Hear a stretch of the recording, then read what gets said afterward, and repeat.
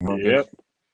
Good evening, ladies and gentlemen. Good evening, everyone in the UK. Good evening around the world. Good morning or good afternoon, wherever you are around the world. This is the LFC Transfer. Sorry for being a while there, J Moose. FSG is here for a while, and I'm hoping you are here for a while for the rest of the stream. There's some big news regarding the FSG ownership at the moment. The minority investment coming in this just today.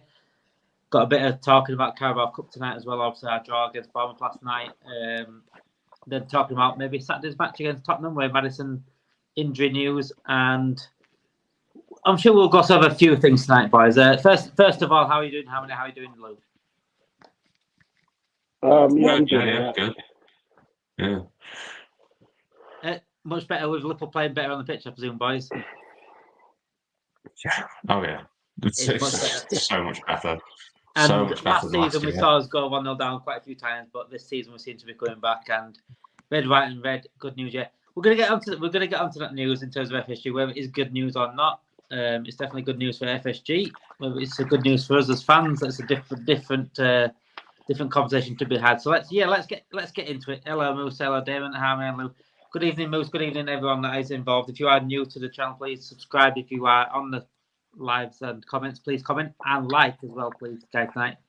And let's see if we can get some interactions with the comments as well tonight. So first of all, let's start with the big breaking news. Today's news: so FSG have agreed a minority investment with American firm Dynasty Equity, which sounds good on paper. It's brilliant news for FSG. They get the money back for what they've lent the club, but is it really that good news for us? It won't make any impact to the young club's transfer budget, as being said by Paul Joyce. And it's just simply just to pay off debts that we owe FSG, basically. Yeah, and I think it's good in this term, as in clearing their debt, and that the club could be a little bit more debt free, a little bit more flexible in terms of spending whatever department they want to spend or invest in. But in terms of the team, in terms of like transfer market, in terms of the owner getting back in, we don't know if this is gonna impact it. If Paul Joyce is coming out and saying that there's not gonna be an impact to that, then it's not really. So we're happy that we're clearing our debts, which is brilliant, which is always good to do. But at the same time, we're trying to improve on the team. We're trying to make sure the team continues to build the way they are, the way they started, and want to build going into January and then going into next summer. In terms of that, bringing players in that's going to compete, that's going to even improve the team even further.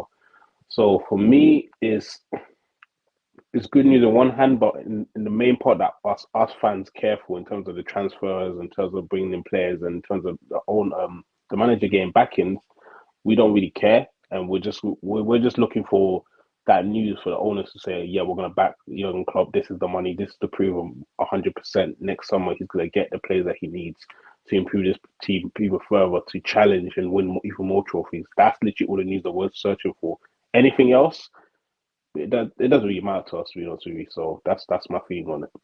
Do you agree, Lou? I mean, it is good news in terms of getting rid of debt. If you want, as a business, you want to get rid of debts, but as fans, we don't give a crap about the debts. It doesn't really impact us as fans. I know it'd be nice to not have debt on the club, and I'll say no business wants debt, but as fans, we want success on the pitch, and unless it goes the spare money or the flexible money as now what is said to be there, unless it goes into transfers, what's it to us?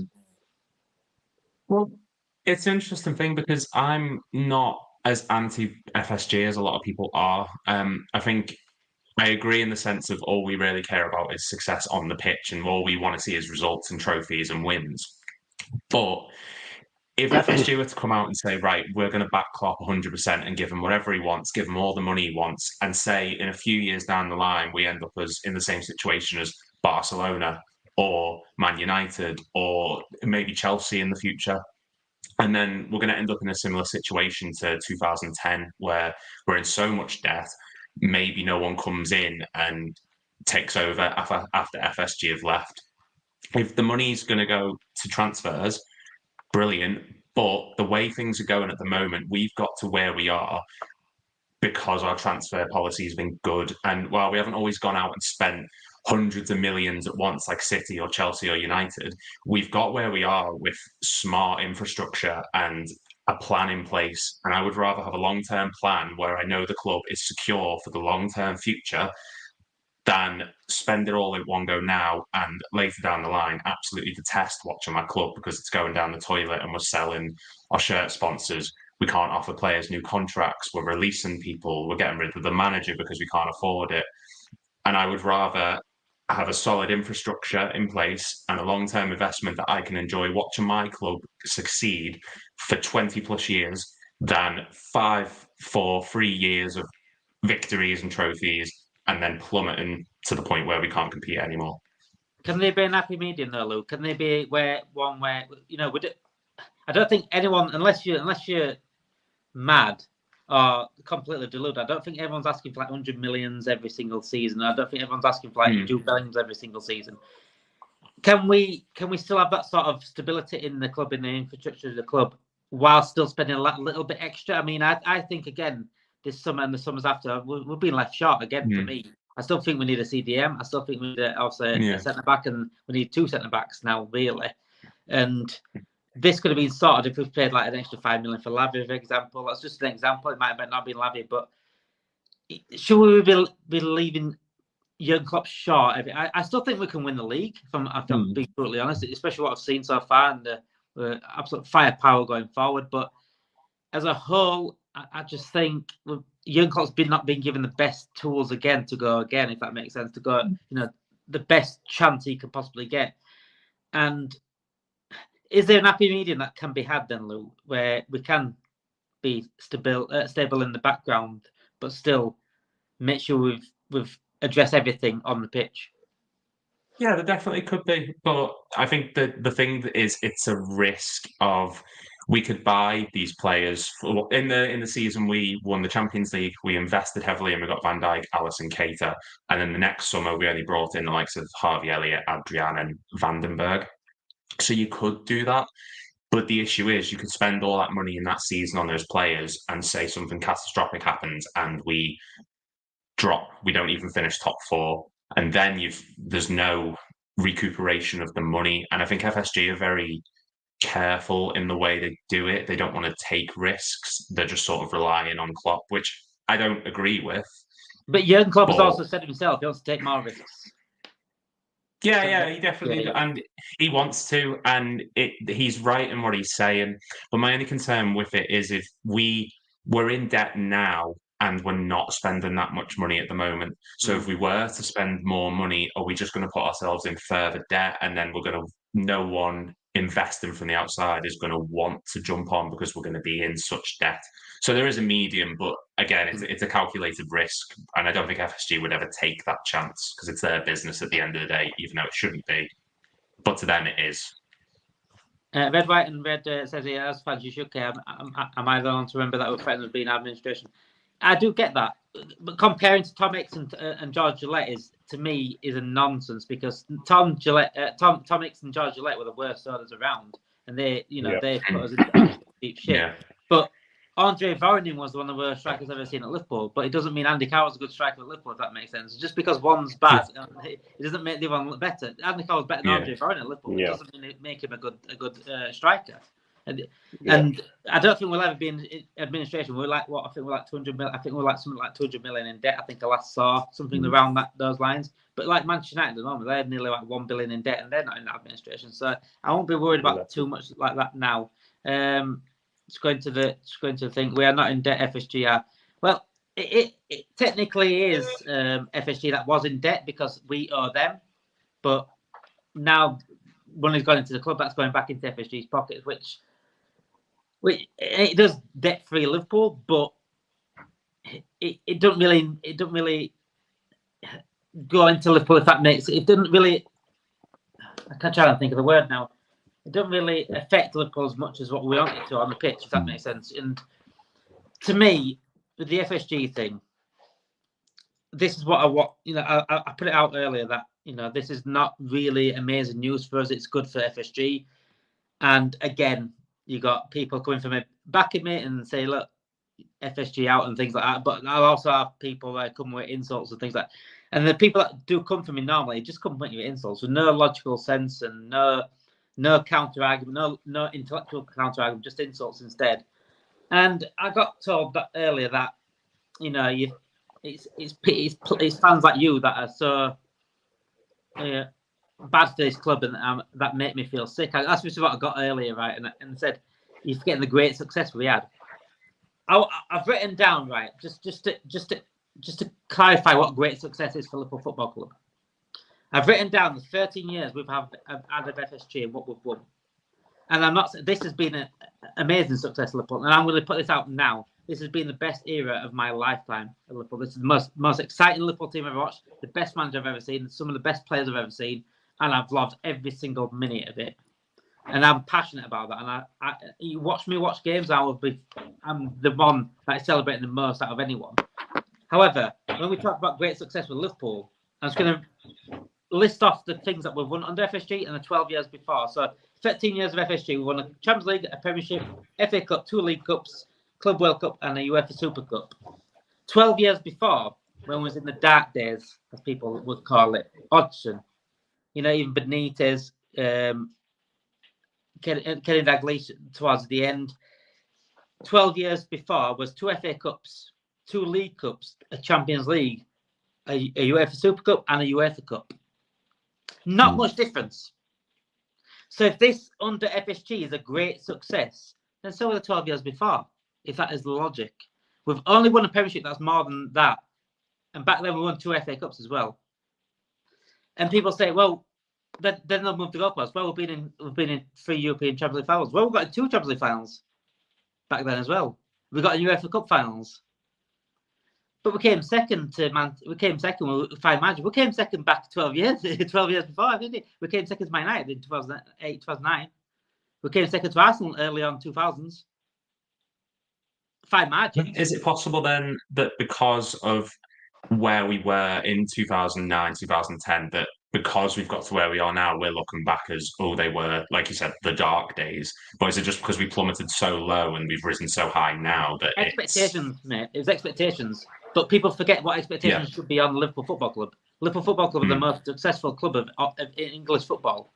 So our expectations for great success is not really being great success.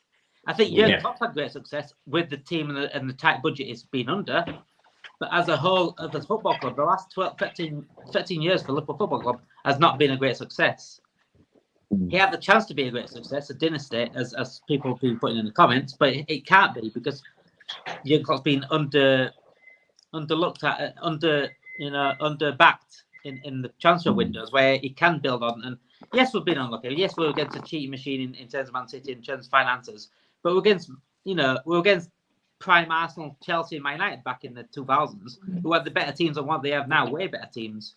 And Man United have referees on the side for donkeys of years.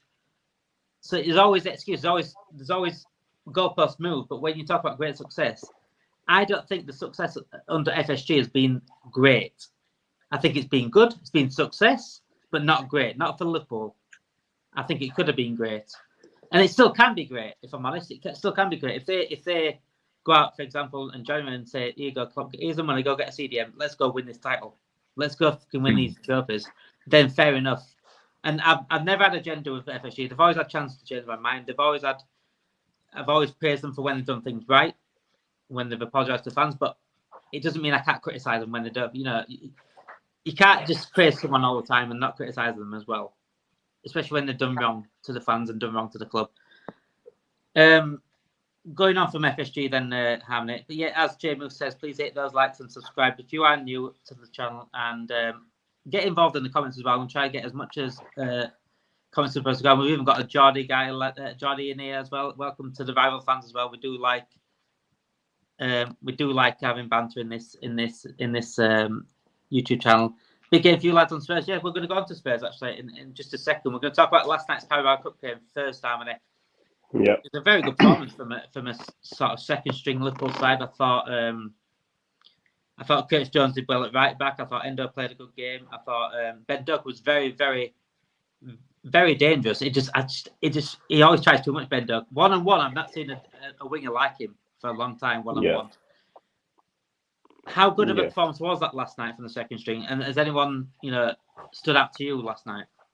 Like I said last night, it was a great performance. Everybody performed at a great level. We saw players step up like Endo, having his best game in the Liverpool shirt for obviously since he came into the club. We saw that Kwanzaa really stepping up and showing his qualities in moments in the game and kind of solidifying why Klopp has chose to keep him in the first team in the first put him in the lineup and even trust him in games. And we saw Curtis Jones show us a side of him that we didn't know that he had in terms of playing that right back position and still playing the inverted and controlling the game in certain points. And we're just starting to see Cody. We're starting to see it's not Gakpo. What's the guy's name? Gravenberch. Slowly but surely show us as what he does differently to the other two. What he does differently to McAllister. What he does differently to Szoboszlai, and it's just great to see. It was a great performance. The only negative about it was the conceding the goal first again. That's the only negative about it. Is that's the problem? Is the fact that we're continuously conceding goals, and it's getting to the point where yes, it's great that we keep coming back. Yes, we have the spirit. Yes, we have the mentality to keep coming back. But the problem is, imagine you're playing against, let's say we're going against Spurs. We can't start like that against Spurs. And then we got Brighton after that. We can't start like that against Brighton. We can't start like that against the Man Cities, against the Arsenals, It's against the not Man sustainable, United. is it, mate? It's not Yeah, sustainable. it's not sustainable at all. And I think Klopp obviously has identified that as an issue because he has said it in some press conferences. But I think it's a mentality thing. I just feel like the guys now, they just feel like, you know what, whatever situation we're in, we're going to come out of it on top. It doesn't matter what it is, it doesn't matter who we're facing, we'll come out of it on top. It's a great mentality, but at the same time, you also want to know that you have dominated this team for 90 minutes and they couldn't do nothing against you. Without giving them a chance, without, giving them hope to even feel like they even still in the game, to even give them hope that they can get something from the game. And that is what we need to improve on. So apart from that, it was a great performance for me personally. Red White here says FSG thought we scored not good enough. Well, if it's partly FSG's fault we keep conceding one every game because the lack of CDM is showing. We're conceding one to Bournemouth, we're conceding a goal. Apart from the Villa game, we conceded every game.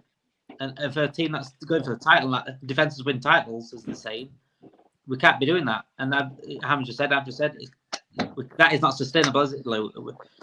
Did it trouble you though when we went 1-0 down last night, or was it just another one of them? We're coming back and winning this. You know what concerned me the most about it? I called it on the American stream the day before. I thought we'd concede first because Leicester would get at us. The main thing that's concerning me is we're conceding first at home. Not if it's away, you can excuse it, and maybe at times because the atmosphere can get on top of you. The opposition are up for it. When we're at home, Anfield should be impenetrable. They should not be able to get at us that quick, that soon. And the fact we're allowing teams, regardless of who it is, whether it's Bournemouth, Wolves, Leicester, anyone, to get at us the way they do, as quick as they do, if it doesn't shape up, we're going to struggle against the Tottenham side. And we'll come back to Leicester, but against the Tottenham side, who are going to get at us straight away. Yes, yesterday was a breeze past that point. We did dominate Leicester, but like Harmony said, it's going to get to a point where we're going to concede a goal and we're not going to be able to break down the opposition defence. Because if a Man City do it, we're going to be in for a really, really tough game, especially if it's away from home. And we could easily go 2-0, 3-0. We should have gone 2-0, 3-0 down against Wolves and Bournemouth. Just because we're against Wolves and Bournemouth, that didn't happen. And we're not against a team like that every week, where they're going to miss the chances and they're going to ruin and we can't keep giving us up the chances. Ashley says here, Damon Ujah play the match. For me, it's a tough one. So I think everyone played the part. I think Curtis Jones had a great game at right back. So he was not a right back. I thought Endo played a decent game. I still think Endo, there's the sort of games that Endo will be playing in. I thought, like I said, I thought Doak played a decent match on the right. But for me, I think Kwanzaa was, again, my standout player just because I think he kept everything ticking. I think he looked comfortable next to Konate. How about you, Amni? Who'll start for you?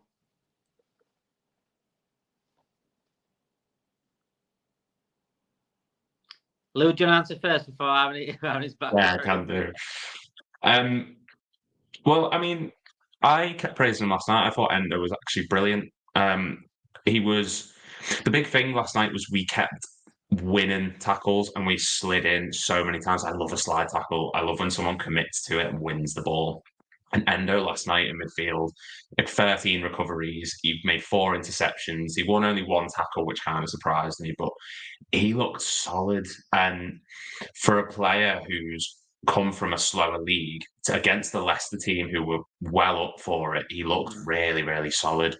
As I say, Curtis Jones, Kwanzaa, yeah, they were outstanding. I thought Gakpo as well. He looked really, really good. And I've heard a lot of people giving him stick, saying that he doesn't fit. He doesn't, he doesn't play particularly well. But who was the last player who didn't exactly look brilliant in all games, but had the biggest impact? It was Firmino. So Gakpo's role for me is underappreciated. I thought yesterday the way he was linking up play and bringing players in, he draws the opposition defence towards him and then he creates space for the wide players similar to Firmino. And he did that yesterday an abundance of times. And that's why Ben Doak was able to flourish. So for me, I think Gakpo is the unsung man of the match. But if I was to pick my personal one, I thought Endo looked outstanding.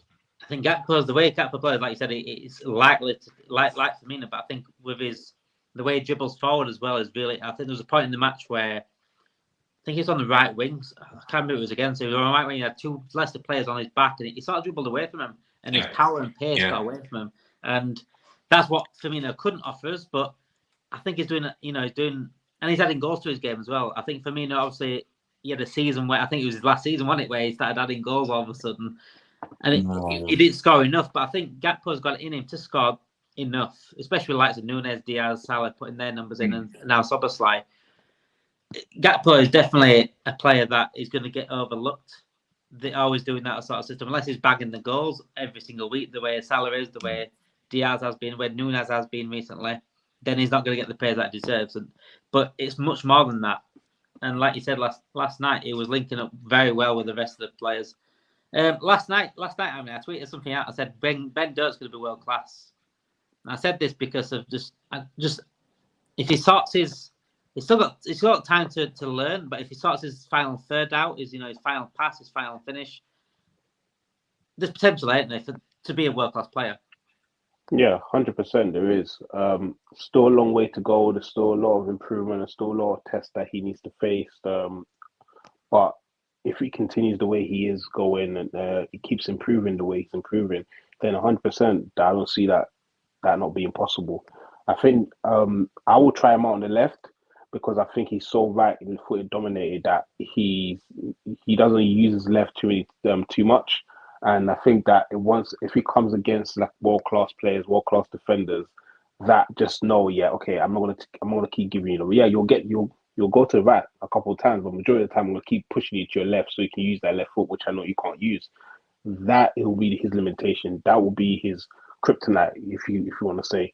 So I think for him to really unlock his game to a whole different level, to give defenders more trouble and not being too predictable in his play, he needs to improve that left foot a little bit more. It doesn't have to be the best, but as long as he can use it, as long as he can cross, as long as he can probably shoot, he can play a nice pass with it. That is all that left foot needs to do. And obviously he can still be a left foot and right foot dominated.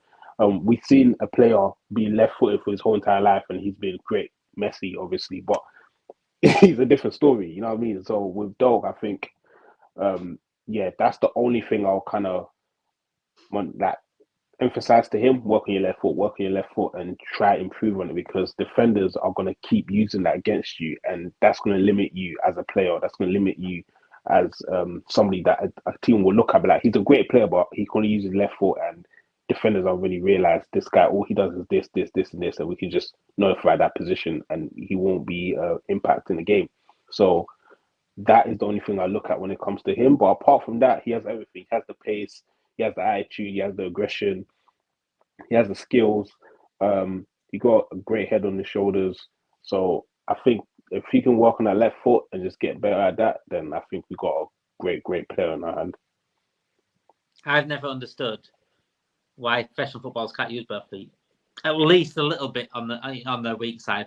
You know, my dad's always taught me to make sure you can use both feet, and that's that's amateur football. That's not professional football.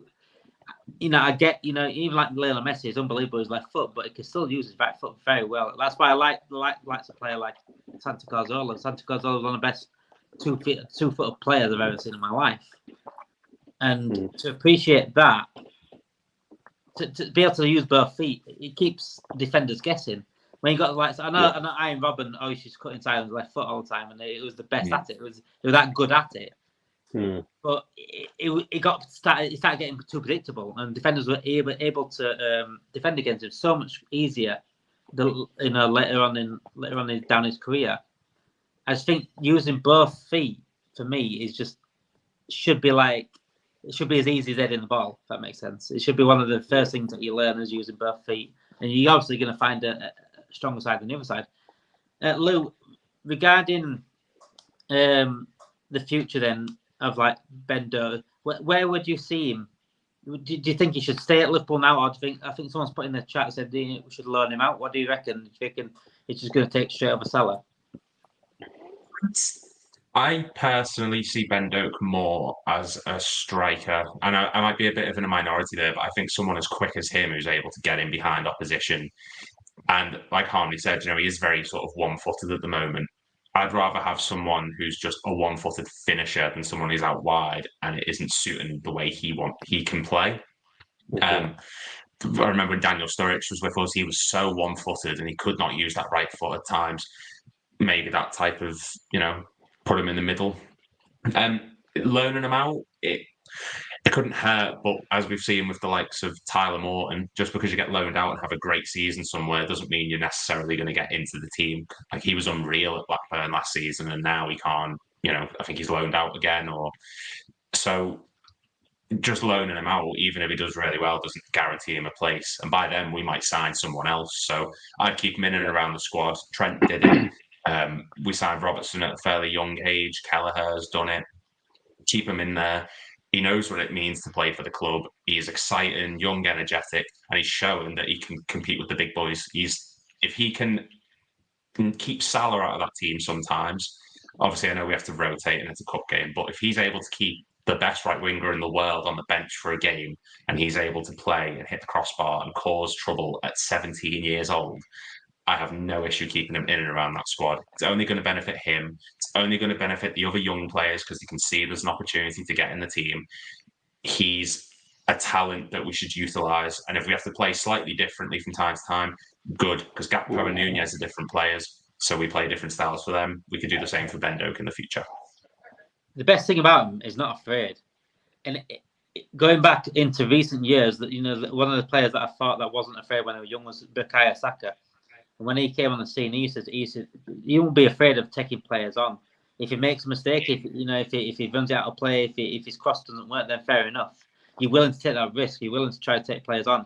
It reminds me of a proper old school right winger where we now have like inverted wingers where they cut inside, normally left footed on the right hand side, right footed on the left hand side, but proper old school, direct, run at your man, take him on, cross it in. That sort of winger, like Overmars. That's Robert Perez and Ryan Giggs. To me, I do think he has a potential, absolute potential. He's in the best team. I think he's under the best player in terms of Mohamed Salah to learn off, and he's under the best manager in terms of Jurgen Klopp. If Jurgen Klopp does stay for the future, why not? Why can't he be world class for me? After the game, then we find out who we got. Man City knocked out. Pep Guardiola was not happy about that. He's having to go to the referees. I don't know if he's going to get a fine for that. If it was Klopp, he'll probably got a 10-match ban. So we're going to see about that one. But yeah, the Carabao Cup, another away game. Pretty much like last season, we got home and away.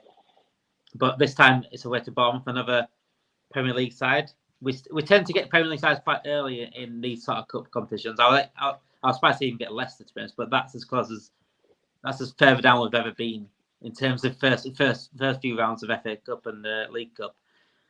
Bournemouth away, 31st of October or the 1st of November, which is Tuesday and a Wednesday in a few weeks' time. Is that a win for you, Harmony? That should be an easy 3-pointer. Even if 3-pointer. Is that an easy win for the next round? Even if we do play a second string? But Bournemouth have given us a good game already, haven't they? Yeah. I think it is a win. We can get a win. I wouldn't say it's an easy win because Bournemouth is a Premier League side and they have shown that they can give us trouble if we allow them to play their game.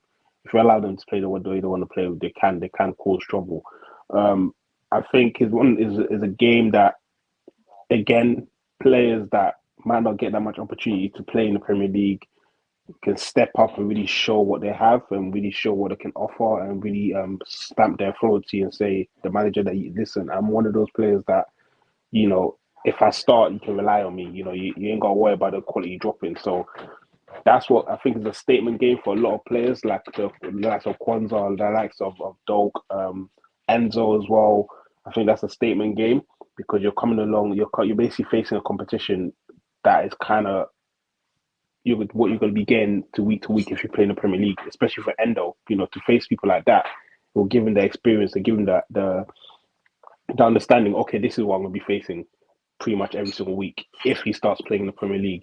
So that's how I look at it. I think he won't change his team. I think the only thing that'll probably change is that Gomez will probably play right back instead of Curtis Jones, and I think Curtis Jones will probably go back into the middle, and you'll see Harvey Elliott get dropped and Jones go into the middle with Gravenberch. And that's it, really and truly, for me personally. But I think it's a game that we can win, but it is a banana skin in terms of we can lose it as well if we don't bring the right mentality and the right attitude in the game. At this stage of the rate, Lou, we could be facing Man United in the Carabao Cup final and the Europa League final at this rate. Man United got another home draw. Again, I think it's like 17th time in a row they got an home draw, but they did get Newcastle, so there is a potential them not knocked out. Man City are already out. Arsenal not got it easy. I think they're way to West Ham. So could we go on and win this, Lou? Are we favourites now? No, I still do. I think statistically, because everyone thinks Arsenal are going to win second, I think they're technically still the favourites in the betting odds. We should be, though, the way we're playing, and whether City win it or not, I love the Carabao Cup. I know it sounds a bit, but I love the Europa League. Any trophy is worth going for, and we have the squad capable to absolutely go for this trophy. We've got Bournemouth. I agree 100% with what Harmony said. It could be a very tricky game, especially away. We can go for this competition. Arsenal, West Ham means another Premier League team's going to get knocked out. Newcastle, Man United means another Premier League team's going to get knocked out. So the odds are more and more looking in our favour. And I think we're in a position right now where we could match any team and blow them out of the water. And City being out of it, I said in the chat yesterday, I celebrated City losing more than I did us winning because I hate when the same team wins every single season. The fact it's going to be potentially a new cup winner is exciting. And there's no reason why it can't be us with the team we've got. I said last night in our chat last night, actually, I said, is the quad on? Technically it is. It's not off, is it? So it's always on until it's off. The City situation, I mean, Pep Guardiola has always taken this seriously, the League Cup, because seeing it as a stepping stone for the rest of the season. If you get that first trophy over the line, it just gives that winning mentality to the rest of the players. Also, we've got players in now that haven't won a trophy at Liverpool, so it would be nice to get that under our belts. Is it February now with the final, early Feb? So, and that it only boosts again for the rest of the team. And if we can keep playing second string, try to keep our players fit as much as I wasn't happy that way to bring Szoboszlai on last night and Nunes just because I want them rested. But if we can keep them off as much as we can, we'll still whilst going through. Then I see no problem with going full steam ahead for the League Cup as well as the other trophies. Going on then from the League Cup to the Premiership. Before I do that, please like and subscribe to the channel. If you are new to the channel, please subscribe. Get your notification bells on. We're live every single night. We've got podcasts every Friday. Mine and Rigo podcast is not coming out until next week now because we couldn't get this week done due to busy schedules. But we will be back next week where you'll never talk one podcast. Going on to the Premiership, going on to Saturday then, Harmony. I thought it was a big moment in the North London derby when Maddison went off. Not just for the North London derby itself, but for us thinking if Maddison misses, Maddison's had a brilliant season so far, standout player for Tottenham. If he missed our game, that's huge news. But however, he's not going to miss, according to new news. According to Time Spot says it's not a serious injury. It was a knee injury, but he's fit to play. Should we be man-marking Maddison on Saturday? No. I think yes, he's been having a great season. Yes, he had an impressive performance against Arsenal, and Tottenham are on the high right now. And especially the fact they're playing at home right now, it's going to be even more difficult because the fans are behind them, the players, the momentum is there, the new vibe and the new Ange football over that calling it over there. It's kind of rocking. So it's going to be a difficult game, but I don't think if we man mark him, we're giving Spurs the upper hand because that's taking one player out of our team. Even if it's taking one player out of their team, they're playing at home, so they can still use that as an advantage against us. Especially the fact that we're not defensively strong as we want to be right now. So, yeah. So for me personally, I don't think. Hold on a second, please. Yeah, for me, I don't think it's a wise idea for us to man mark him. I think we should continue just play the way we have been playing, but just have a better start. Because I think if we can get a goal, the first goal in that game, it's going to be different because they haven't come against a team like us. A free flowing football that midfield that keeps interchanging. McAllister will drop in, and then Jones will drop in, and McAllister, and then Szoboszlai will drop into the six to dictate the game. Or that midfield is so free flowing that it's kind of hard to stop them. So they haven't really come against a team like us with the firepower up front that we have as well. That the likes of Nunes, who's going to trouble their defense. The likes of Salah, who's just, I don't know, he's just found a new ray of form that he's unlocked this new array of talent that I never saw that, I never thought that he had in his locker. And then you just have Diaz, who's just going to just run at you every single minute of that match. So it's going to be an interesting game. I think it's a game that we can win only if we have the right attitude. Again, if we come to the right mindset, we start off well, we put Spurs on the back foot, we get a goal, I think then it's much better for us because we can kind of relax and it kind of brings the nerves in the whole stadium, and then the players will start feeling it, and then that only gives us more confidence to kick on and try and get a second goal. So it depends. The first 20 minutes is really going to kind of give us an indication who's really in control of the game and who's really going to kick on, because the first 5-10 minutes, teams they will still going to be testing each other out. But in that 20th minute, we're going to start seeing who has control in the midfield, who's creating more chances. So yeah, it's going to be a difficult game, but I do believe we can win it. If we can come out with a 2-1 win, I'll be happy. I'll take that result every single day. This is certainly set up to be a game for the neutrals, Lou. It's both teams have been conceding, both teams have been scoring. I think Red White says normal set is ideal for Spurs, just need to execute it. It's going to be an attacking game. It's going to be a very attacking game. We just have been conceding first. But I said about going 1-0 up. We've only gone 1-0 up really in once this season and held on to the win. Without conceding after. We went 1-0 up against West Ham, but conceded a bit after. Would you ever go 1-0 down against Spurs? Well, so I looked up a few stats when I did my video earlier, and I noticed that percentage-wise, Tottenham scored 24% of their goals in the first 10 minutes, and we concede 33% of ours in the first 10 minutes. So that first period of the game is going to be the most crucial bit. And on the other flip side, Tottenham concede 33%. We score 33% of our goals in the last 10 minutes, and that's when Tottenham concede the most. So the beginning and end points of this match are where it's going to really matter. I think Tottenham, in this new Ange Postecoglou system, they struggle to keep the intensity for the full 90 minutes. We saw that against Arsenal towards the end. They really struggled to stay in the game at times, and obviously got a great result, but you could see they were flagging. Arsenal started to outrun them, created a few good chances towards the end. I think I do disagree with what Harney's saying in terms of Maddison. I think he is a player that we need to nullify straight away. And that is based on how we set up in the right back position. I think if Trent starts, he's going to play that inverted midfield role. We need to play Gravenberch, who's going to be able to drop back and cover him like Wijnaldum used to. If we're playing Gomez at right back, Endo is going to have to start because Maddison is Spurs' most creative outlet. He's the reason everything seems to be ticking at the moment. He's got 5 assists, 2 goals. If you almost Jisung Parkham against Pirlo, it's the only analogy I can really think of at the time. You're going to take the sting out of Tottenham's attack. And yes, they've got Son. Yes, they've got Kulusevski. Yes, they've got Brennan Johnson.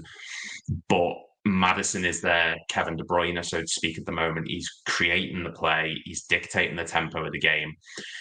And if we overload the midfield, nullify him from doing anything, we can really get at them. And their energy levels are going to dip. Our side's used to playing the way Klopp wants us to play. We're full of energy and intensity, and we can sustain it even when the subs come on. Tottenham don't have a deep enough squad capable to last the full 90 minutes with that much energy, and they will dip towards the end. We do need to get out of this habit of conceding. Like I said earlier, the first 10 minutes are going to be the most crucial part of this game because if Tottenham go full pelt, and we know they will, and they score 2, maybe 3 goals, and we start to stress like we did when we lost there 4-1 in 2017, we're really going to have a nightmare trying to get back into this one. And yes, the defence is weak, but if they continue to press and press and press and get goals, we're really going to struggle to get back into this. It's the biggest test so far for us, I think, this season. I think this is probably the game which makes a statement for either side. I think Tottenham, obviously people are doubting Tottenham, Tottenham used to call them Spursy. I think their mentality last week against Arsenal was not Spursy. And that's a different, to me, that's a different Tottenham from what I've seen in the last few years. And that's why there's a credit for what Hans has done to them so far in terms of mentality, because they've always had that given up sort of stage, especially in North London Derby. They've been bending over Arsenal in recent years. Yeah. But again, our mentality has changed. We went all the way down 12 times in a row last season and couldn't come back most of them. But this year we're coming back. This is going to be a mental game. It's going to be a tactic game. It's going to be a substitution game for me. I think as Lou just said, the longer the game goes on, I think Tottenham get tired. But if the game's out of sight by then for Liverpool, then there's no way of coming back. But if Liverpool can obviously either take the lead or be drawing or at least 1-0 down by a certain time, subs could make a big impact. And when you've got the likes of Jota on the bench, Gakpo on the bench, possibly players like that on the bench to change the game, it's going to have a massive impact on the entire result. But I think Liverpool, again, we can't be going 1-0 down. Tottenham are a different side to, as Elliot said here, we're 12-0 in the second half, but in the first half, what's going on? We've been getting away with it. If I'm being brutally honest, we've been getting away with it because we've been against Wolves, been against Bournemouth. We should have beaten Chelsea, really. Going back now, watching Chelsea every single week struggling, and we drew against that team. In fact, they outplayed us for most of it. I go back and think, what has gone on there? It's why Tottenham, it's a different kettle of fish now. This is the statement game, as I said. And if Liverpool come out on top of this, Harmony, what a statement it would be. This would, people, I think rivals will then start standing up and say, hang on a second, Liverpool are in the title race here. Yeah, 100%. I think the next 2 weeks are going to be vital in terms of if Liverpool are serious contenders or Liverpool are contending for top 4. If we can come out of these next 2 weeks with 4 points, that's a brilliant result for us because we're facing a Brighton team that is playing excellent football, that are just in the free-flowing football. The way that team plays, I just love it. I even said it, if Klopp leaves, I want their manager to come manage Liverpool because just the way he plays is absolutely brilliant. And then we've got a Tottenham team that is on a high right now, having a good result in the North London derby, that are going to be rocking, that their fans are going to be behind them because they're playing at home. And they have no fear. They don't fear no team right now. So we saw what they did to Man United when Man United went there. They kind of don't compare. Do not compare. No, I'm not comparing. I'm just saying in terms of big teams going there and them performing. We saw what they did to Man United and how they performed against Arsenal as well. So yeah, it'll be a massive statement these next 2 weeks. If we can come out with 6 points, then us fans we can really start be like, you know what, yeah, we're serious about this. But I would take 4 points out of 6 if anyone offered that to me, definitely. So Yeah, these next 2 weeks will be interesting. 4 points is the aim in it. I mean, Yeah. I know we're getting City side, and usually it's you need to be aiming for 6 points, but in an unusual title race, 4 points is acceptable in that, and I just don't want to lose. I don't want to lose any games. Yeah. But I'd rather take. If I look at it now, would I rather take 2 draws or win and a loss? I'd rather take a win and a loss. But I think we should be going for it because it's more points. 3 points more than 2. But I think we should be trusting ourselves. I think this week we should trust our attack. We should trust the players that we have bought because they've been doing it on the pitch. We just can't be going 1-0 down. And we've all said that we could not be going 1-0 down to a team like this because they're much better than Wolves. They're much better than Bournemouth. They will not give up this game. They're much better than West Ham. Do you know who they remind me of? They remind me of Klopp when he first came to us, where it's like it doesn't matter if we concede 3, we'll score 4. Like they'll just outscore the opposition. And the fact that he's already stamped his tactics in there, you all can see what he's trying to do. This is when I see my United fans saying, "Oh, Ten Hag this, Ten Hag that," I still can't see what Ten Hag's doing. No matter what players you got, I know you got.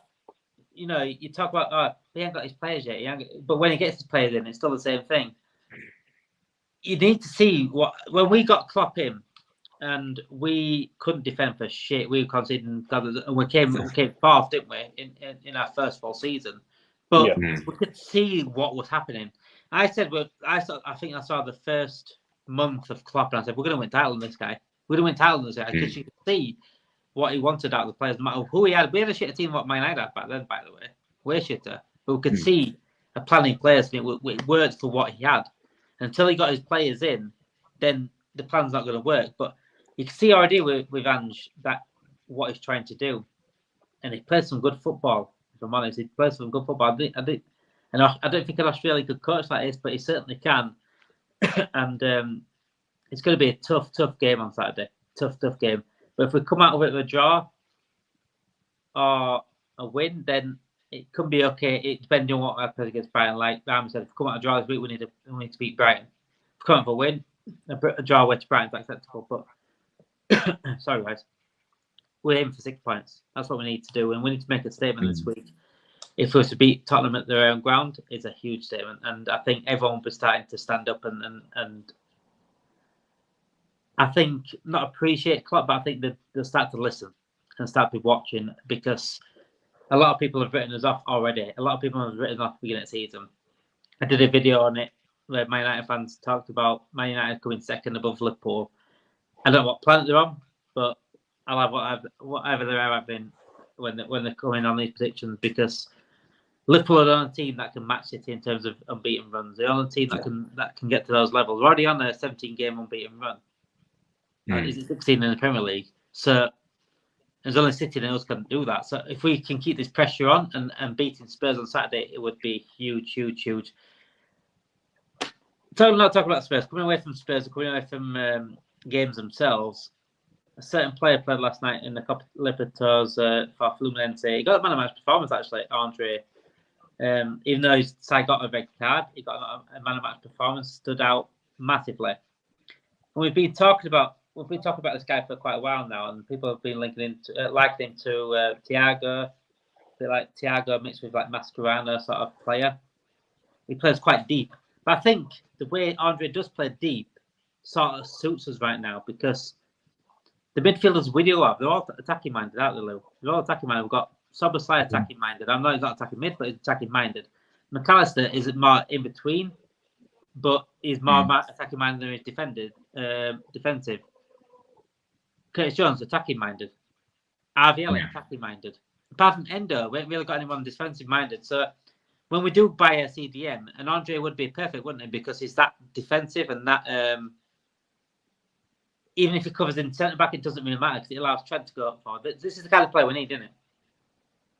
Yeah, I think more defensive players are definitely needed. The way we sort of operate at the moment is box to box, players who can win the ball and get it forward. Like you say, though, a lot of them are a lot more attack minded.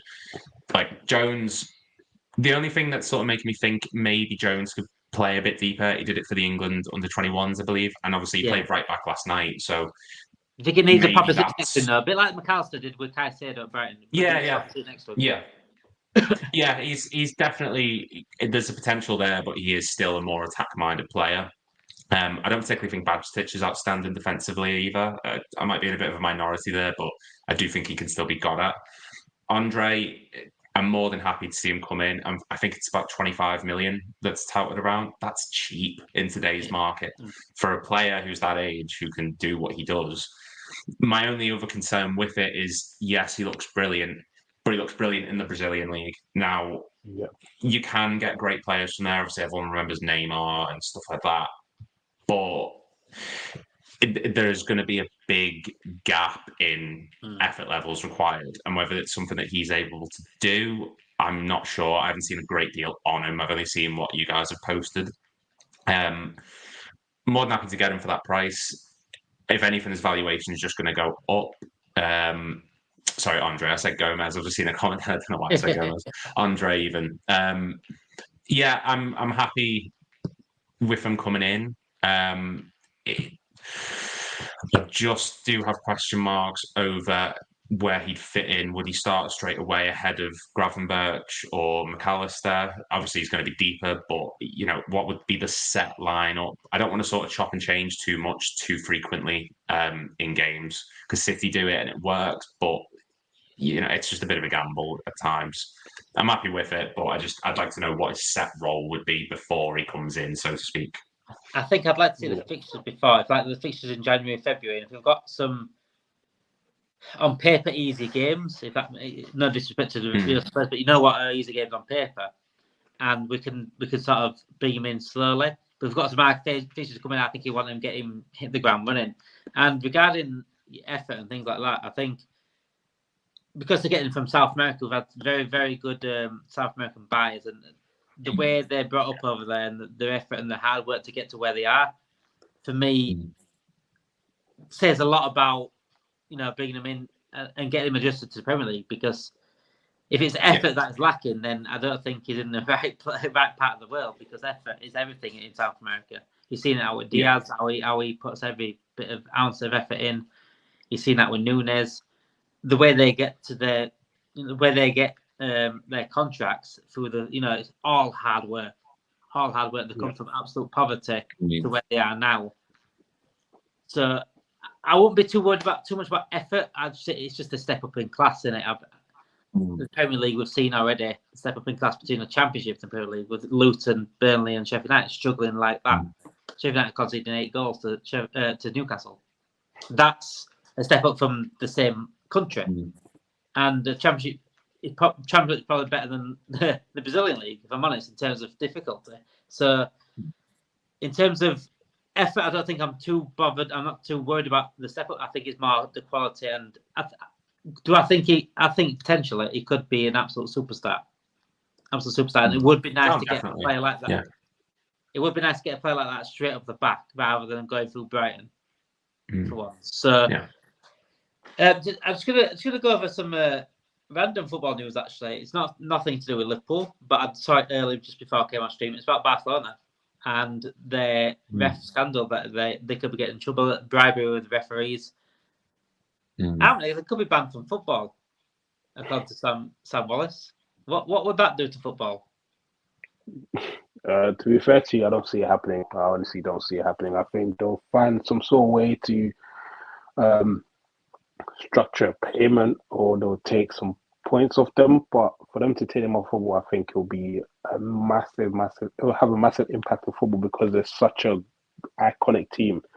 They're such a massive team. They're known globally around the world. So if this was like an unknown team, then it'll be different. They can get wiped off the map, and no one will really say anything. Yes, there will be people that's going to come out and speak, but it's not going to have much of an impact as if it was a Barcelona or a Liverpool or Real Madrid. You can't do that to those sort of teams. So just have that still status that those sort of things just can't happen to them. I think the worst thing that could probably happen to them is if they get relegated to the second tier league, and they have to work themselves way up, just like it happened to Juventus about a couple of years ago. So that's probably the worst thing that can happen. That's the reason why I'm kind of. This not has nothing to do with Barcelona, but that's the reason I don't have no hope with this whole Man City situation with the whole charges because of the way they've been, the money that they have, the brand they're starting to build, and kind of the culture they have now, the fact that they're winning a lot as well, and they're bringing a lot of TV revenue because teams are wanting to see this. Who is this team that keeps dominating the Premier League? Like Pep Guardiola is doing something new. I don't think they're going to get that much of a harsh of a punishment that, as we know, that they deserve. But because this is football, there's just so much corruptness going on in the FAs and all of these governing bodies. Nothing's really going to happen to these teams, So yeah. So for me, I'm not going to hold my breath. Barcelona is my second favorite team after Liverpool, so I wouldn't want that to happen to them personally. But yeah, I don't see anything as that, impactful happening to them. They're too big of a name, aren't they? I think FIFA and UEFA, they look after the teams like that. So I think you're right. I don't think anything will happen. All they have to do is get City's lawyers, and then they're fine anyway. Whatever happens, they could do anything they want. But with teams like that, Lou, it's just not going to happen. They're not going to get banned from football. No, it's a mad take in terms of what Sam Wallace has said, but it's a possibility. I think that's what he's saying, but it's never going to happen, is it? To be honest, like you said, when City were found guilty of their allegations, there was touting around who were going to get banned from the Champions League. There was all sorts of relegation nonsense. They got a fine. But the issue you've got there is City could pay that fine. Barca aren't in that financial situation where they can cover a fine. If they get a large one, are they going to be able to cover it? They'll have to release players or cancel contracts in order to give them money. Someone made a comment in the chat saying that it's a different league to what happened to Juventus in 2006. They got relegated because of their match fixing. I don't think anything will happen like that. It's too big of an institution. Let's face it. I think when I think of FIFA and UEFA, Barcelona is the first one that comes to my head. It's almost the face of it. Yeah. And I'd be sad if it did happen and the club really struggled or went bankrupt. My favourite ever player is Ronaldinho. Watching Barcelona as a kid, the way they used to play and the history and the institution of it and everything about the club. The thought of it collapsing because of something like this would break my heart, and I don't want to see it happen to them. I think the worst that'll happen is they'll get a fine and there'll be some structure in place where they get to pay it off over a long period of time, or maybe they'll get a points deduction. But I don't see any sort of world where they get relegated or they get banned from football. It just sounds like a lot of speculation at the moment. Yeah. Paul says here, random football news, deserve it to Real Madrid next season. Xabi Alonso's gone there, mate. They've got Xabi Alonso in already. They got him in just before us when Klopp goes. It's a shame that, really. I'm happy for Xabi Alonso, but I'm a bit annoyed because if Klopp does go in 2026, I want Xabi Alonso or someone like Xabi Alonso to come in at some point. He might have to be deserving for us, if I'm honest. Let's end on a good note then. Let's end on a bit of a controversial take by EAFC. 24, the new it's no longer FIFA, it's now EAFC. And it was regarding Mohamed Salah, Harmony, and the stats they give. I always look at these stats they give in these things, and I always think they're doing wrong. They're doing completely wrong. I think they're wrong. I don't know if you've seen like the women's side coming into it as well, and I think a couple of women's got more physical strength than Van Dijk as well. Makes no sense. That made me laugh. But regarding Mohamed Salah, I think Thierry Henry was in an interview with Harry Pinero, and they're talking about the Mohamed Salah's card, AFC's card, and Harry asked him 88%. I think it was Harry Pinero. I don't know if I'm. No, it might not be Harry. It might be. Is it Lays? His name is. I think it's something like that. Lays. He's a Real Madrid fan. I'm thinking of Harry Pinero as a different interview. I think he was with Rio Ferdinand. Regarding this, he said 88 dribbling for Mohamed Salah. Is that right? He said to Thierry Henry. He said, "Is that all? That's all. That's what Thierry Henry said. Is he right? Is that should it be higher than 88?" Yeah. To be fair to you, I think it's only like us as fans and probably like Mohamed Salah fans that would complain about it, really and truly. I think Salah will probably look at it and just probably laugh. And, Oh you no, he'll know, want 100. He'll want 100. You know what he's yeah, like. He picks exactly. himself every year in his fantasy. Exactly. So he'll probably laugh. It's kind of like the whole Walcott situation when they showed his pace. It was like a 70 something, and you should just threw in the bin. He's like, "What is this?" You know. So I don't think it matters. I think with these games, it's kind of favoritism. Is whatever team's on a high right now, whoever player is kind of being talked about has a massive buzz, so they'll kind of give them a high rating, high stats to kind of um, get people to buy their cards. So, and that's something that people need to understand is a business. They want to make as much money as they can off these players. So, if let's say Haaland is doing so well right now, he's going to get a 91 like the way he has. Like he's probably the highest rated player in the game, and they're going to do that because they know people are going to buy him because of what the season that he's had because he plays for Man City. So it's all a marketing scheme that they got going on over there. So yeah, that's how I look at it, and I don't think Salah will really care too much, to be honest with you. Henry went on to say, Lou. He went on to say he likes a winger that can take people on. He likes a winger that runs at goal. He says a lot of wingers mess about. It must have been on about like Man United wingers at that point. A lot of wingers messing around on the ball instead of taking the players on and going directly at goal. This is why he compared him to Eden Hazard, Salah, and he's got a good point, hasn't he? Because Salah aim is to go for goal, no matter where he's on the pitch. I know he passes a lot more now. He gets his assists in, but his main priority is getting the goal and going for the goal. How underrated is Salah? Me and Vigo have been talking about Salah, and I did a video about how good Mohamed Salah is. He's underrated on everything, and he's underrated by rivals, underrated by FIFA. Well, I'd say FIFA, EA. Can we stop underrating this guy? I was on one of these streams, I think it was last week, and I think I went into the most like passionate tirade about Salah I've ever done about anything.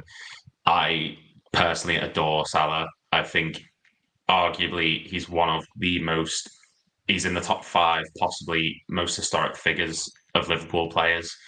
The story of him alone, going from Chelsea, going to Italy, getting passed around, and then coming to us for the price that we bought, and to do the things that he's done, outscored Gerrard in all competitions, most goals in a Champions League season, the goals he scored, the Everton game where he shoved Ashley Williams on the ground and scored that curler to win the Puskas Award, the screamer against Chelsea, the curling effort against Roma, the goals against United. He's arguably the biggest star in world football, and the fact that he isn't shown the love that he is by not only Liverpool, by everyone, but most of all by a lot of Liverpool fans is really upsetting. And he should be immortalised at the club the day he retires. He deserves whatever contract he wants, in my opinion. I believe he should be at this club till the day he retires, and a statue should be built of him, or at least a memorial. The road up the side of Anfield, we've all done the tour, no doubt. There's the players on the ground. Salah needs his own one because what he's done for this club and what he's done for English football has been incredible. He's the best right winger in the world.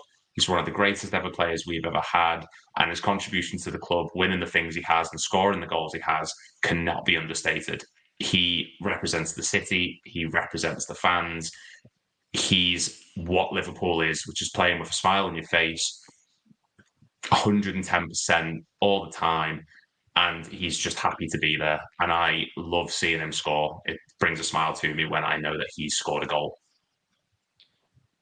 I've not had the pleasure of watching Ken Dalglish, not had the pleasure to watch Kevin Keegan, not had the pleasure to watch Prime Ian Rush. I sort of caught the last stages of Ian Rush and John Barnes. Not had the pleasure of watching them.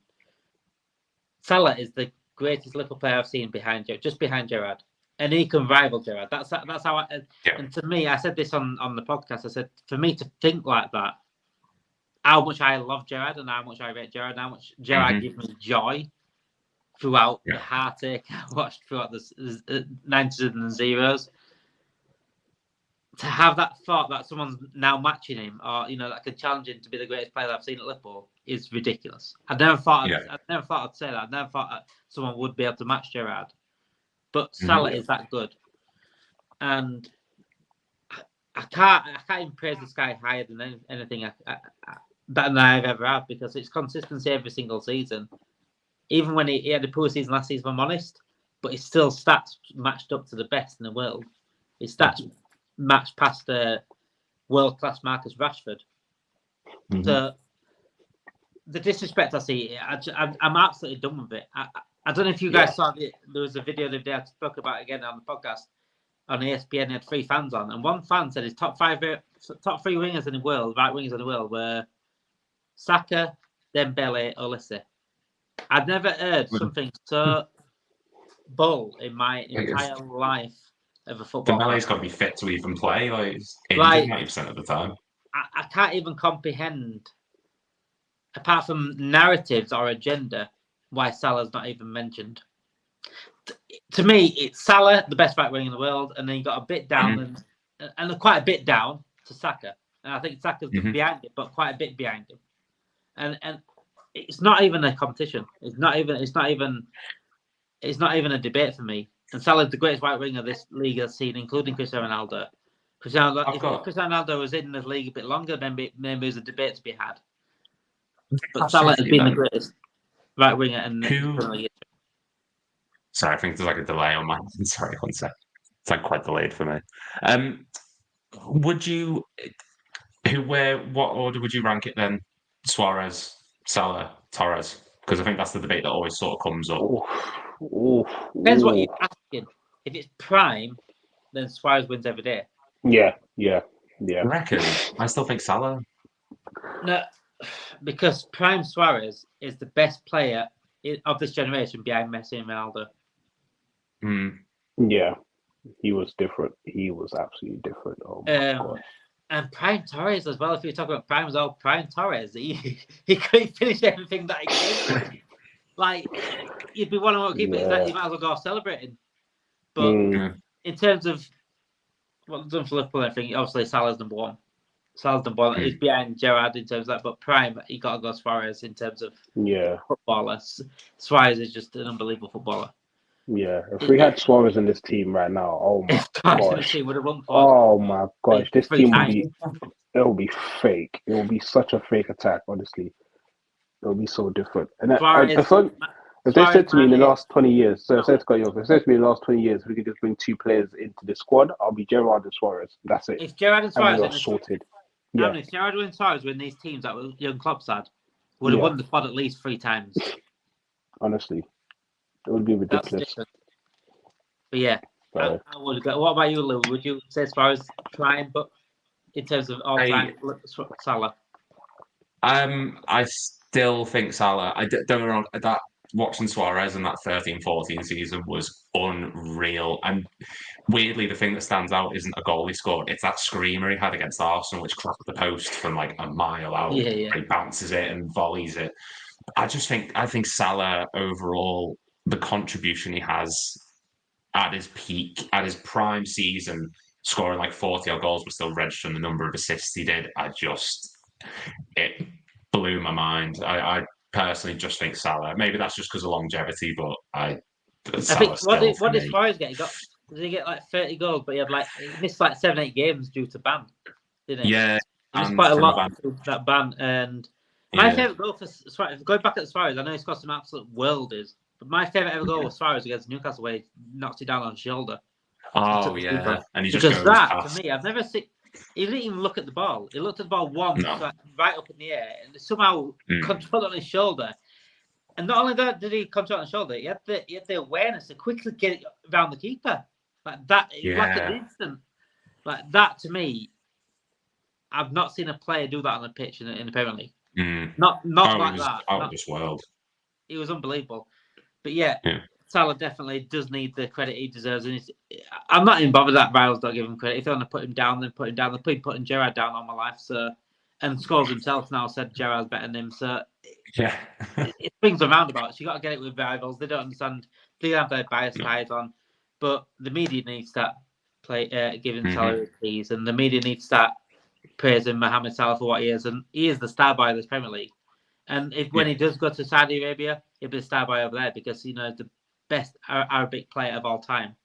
So he's going to be. I think he's going to be even bigger than Ronaldo over there. If I'm honest, when he goes, that's how big he is over there. 100% agree. This has been all for tonight, anyway, guys. Thank you for everyone that's coming and commented. Thank you for Lou. Thank you for Harmony coming on as well. Absolutely appreciate it. I'm glad to see you as well, Lou. My first time seeing you. Harmony, pleasure as always. You on every week with myself. If you are new to the channel tonight, please subscribe to the channel. If you have been on, give a like. It doesn't take long to like. Just press the like and get your notification bells on. We're live every single night at 7:30. Podcasts out every week as well. Videos out every now and then. We want to be the best and the most content for Liverpool fans all over. Even if rival fans come in, please do come in and give us comments as well. Thank you. My name's been David. This has been Lou, Harmony, and this has been the LFC Transfer. Thank you, everyone, and good night.